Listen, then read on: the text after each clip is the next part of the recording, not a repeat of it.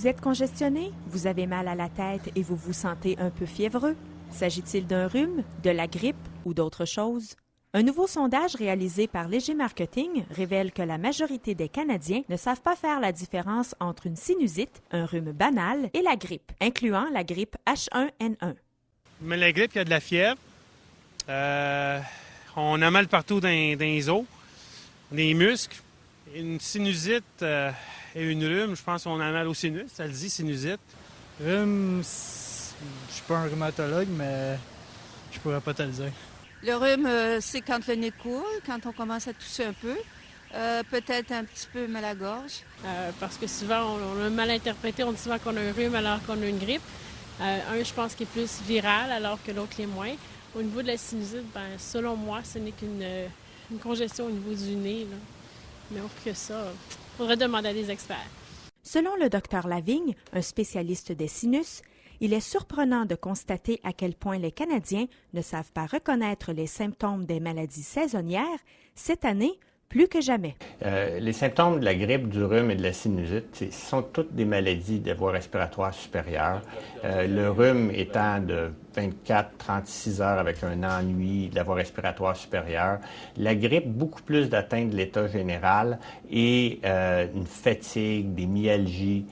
Tandis que la sinusite, elle, dure pour plus que 7 jours, une persistance de ces symptômes-là, plus localisée avec une douleur faciale, de la congestion, des écoulements colorés qui persistent. L'on estime qu'environ 4 millions de Canadiens seront atteints de sinusite cette année. Il est très probable que la majorité d'entre eux ne sauront pas comment la traiter.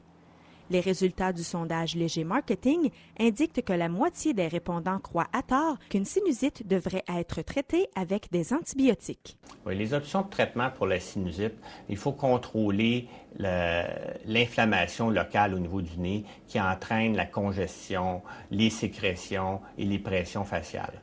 C'est là qu'il faut ajouter un traitement local, un stéroïde topique, qui lui contrôle l'inflammation et contrôle beaucoup mieux les symptômes reliés de la sinusite que les antibiotiques. Un seul corticostéroïde pour administration nasale est approuvé par Santé Canada pour le traitement de la sinusite. Il agit en réduisant l'inflammation, ce qui permet de décongestionner les sinus et donc de soulager la douleur due à la congestion. Le rhume provoque surtout des éternuements et de l'écoulement nasal.